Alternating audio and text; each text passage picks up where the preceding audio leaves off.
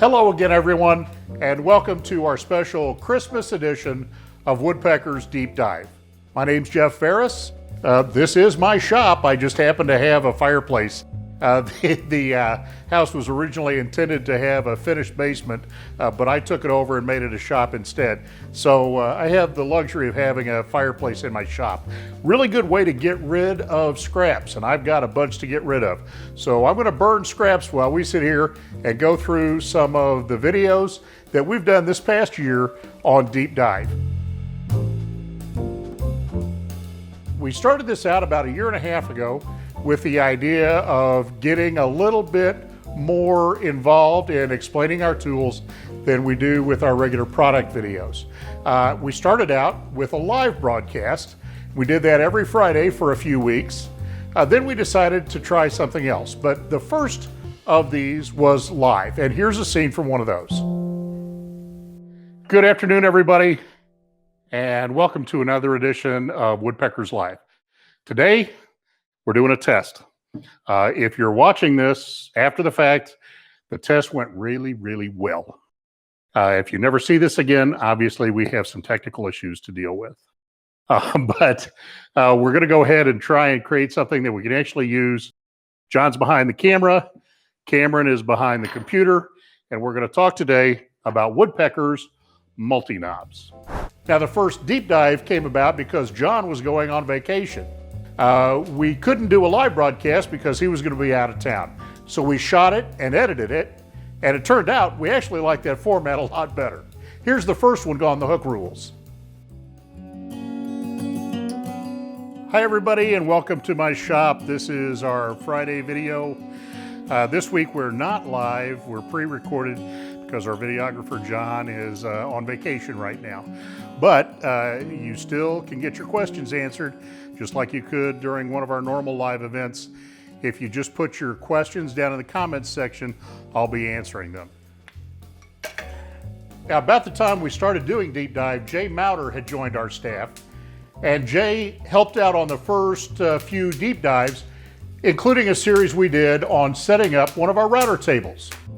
Good afternoon, everyone. My name's Jay Mouter, this is Jeff Ferris, and welcome back to another edition of Woodpeckers Deep Dive.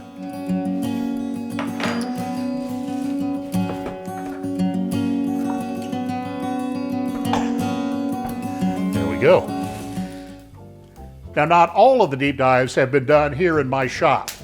Before I had my saw stop, we did the first rip flip deep dive at the Woodpeckers shop. So let's take a look and see what rip flip brings to the party. Later in the year, we went to my friend Gary Romas to his shop, and we put a rip flip on his vintage Delta Unisaw. If you watch the show frequently, you know we're not in our normal location. Today, we're on site at a friend's shop. This is the shop of Gary Romas. Now, if you're a regular viewer of Deep Dive, you may have gathered that I have a passion for old woodworking machines. I never skip a chance to get one of my old machines into the show. We're going to set up my 1962 Sears Craftsman table saw. About 3 months ago, this was a big pile of rust. I've cleaned it, lubed it, replaced the bearings, put it all back together. Now it's time to get it aligned and get it ready to go to work. We're going to do the 5-cut test to check how square the miter gauge is, but we're not going to do it on this brand new top-of-the-line saw stop. We're going to do it on a 1961, that's 60-year-old Craftsman table saw that I paid $100 for at a flea market. Let's see what happens.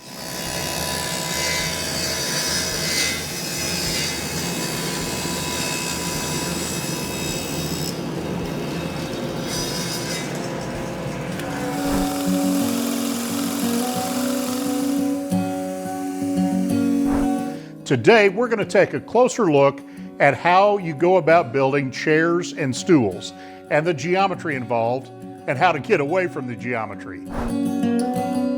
Hello again, everyone, and welcome to another edition of Woodpeckers Deep Dive. My name's Jeff Ferris. Welcome to my shop. Today, we are going to take a closer look at Woodpeckers' new Stealth Stop stop system for miter saws, radial arm saws, and pretty much anything that is going to use the software.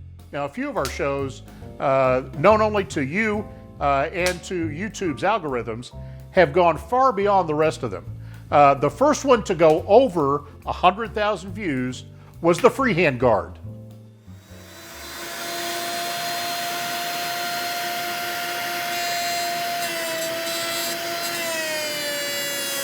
What an amazing difference in the amount of chips and shavings on the top of the table using the freehand guard compared to the cut that we made without it. Next was the AutoLine drill guide. Drill a hole into something like this. I'd need to have a little bit of extra support, and what I'm going to do is slide this on with the big flat side pointed down, position it for my dimension, and look how much support that's giving me for this horizontal bore. But nothing has topped the parallel guide system at over 600,000 views.